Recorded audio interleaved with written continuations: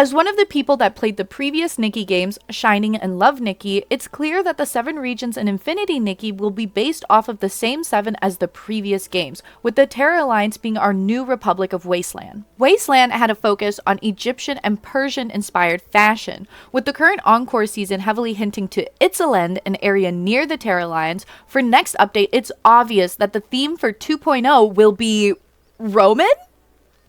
What?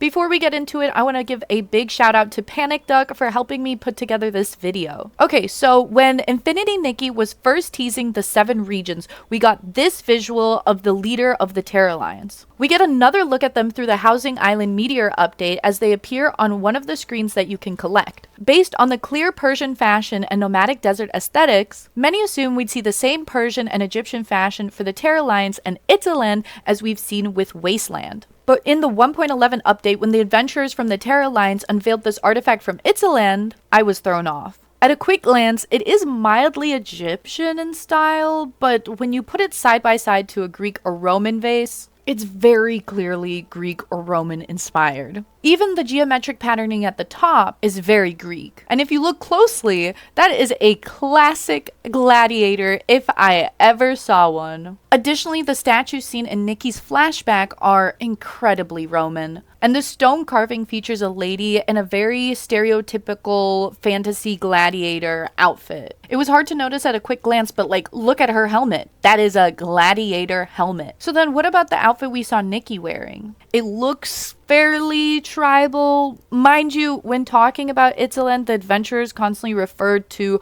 the local tribes of the region, planting the idea that we would see more nomadic tribal fashion. Now, typically when we think Roman or Greek, we think togas, which we have seen in Infinity Nikki before. We got this very Greek-inspired outfit on a previous 4-star banner. And it doesn't seem like Nikki is wearing anything particularly toga-like in this image. However, on closer inspection, Nikki seems to have metallic armor-like gauntlets and shoes similar to that of Roman sandals. So she seems to have a more gladiator-esque look compared to a classic toga. Even Momo's outfit with this big belt and the red cloak and these golden aesthetics seems to invoke a Roman emperor-like aesthetic. Now, I know the loose headscarf Nikki wears is more heavily associated with Middle Eastern and Southeast Asian fashion, but it's not exclusive to those cultures. We do see loose head coverings similar to Nikki's in Roman and Greek history as well. If you're not fully convinced, here are a few more things that I noticed. There are multiple references to Titans in the story,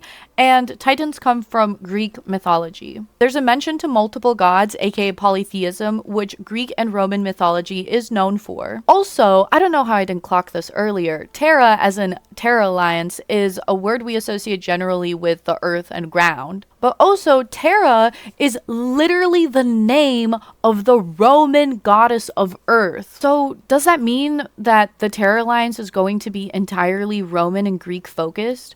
Are we never getting the Persian and Egyptian fashion we've seen in Wasteland? Well, I don't think so. It seems Itzaland will be Roman themed, but Itzaland is not actually a part of the Terra Alliance. And so the 2.0 update will likely be a bit smaller than people might be expecting.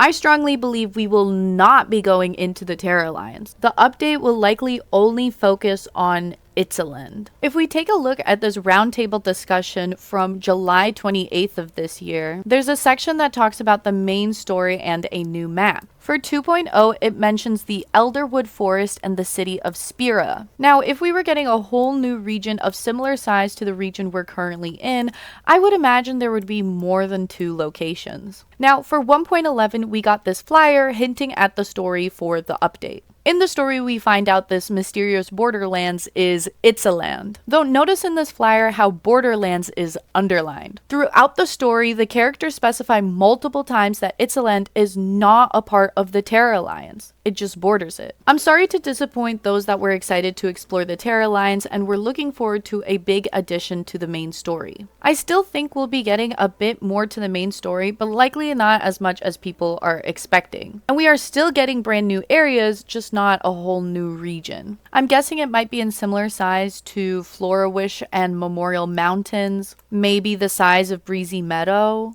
I just really hope it won't be a new island. This update will likely be a double banner since we haven't gotten one in a minute. And every double banner thus far has unlocked a new island region. And besides Danqing, I feel most of them have been fairly useless and boring. They do mention multiple times that Itzaland is remote, which has me worried. But since it's a borderlands between Heartcraft and Terra, it will hopefully be a part of the actual main map. So then, when are we actually unlocking one of the 7 main regions? When do we actually go into the Terra Alliance? Will the next region even be the Terra Alliance? I have no idea. There's a chance we were actually supposed to get a new region for 2.0, but there were a lot of delays this year. The 1.5 season was extended due to all the bugs and optimization issues. The housing update was also delayed quite a few times. And while it would have made the most sense for a new region to be explored for the 2.0 update, that was likely delayed too to make sure introducing a new region was integrated smoothly. Does that mean we're not getting a new region until 3.0? I would hope not. As 2.0 seems to take us into the borderlands, we do start to travel outside of the Heartcraft region, meaning we might see the new region come some point between 2.1 and the 2.5 update, hopefully. Again, these are just my theories, and I hope y'all are still excited to travel into Itzaland and explore the new locations in some Roman-inspired fashion. Let me know what you're looking forward to in the 2.0 update. Once again, a thank you and a big shout out to the lovely Panic Duck for helping me find and put together this information. She is an incredibly sweet and talented official Infinity Nikki content creator and was a huge help in putting together this video. A bunch of her socials are in the description below. Please follow her everywhere at Panic Duck. Thank you so much for watching and have an awesome day.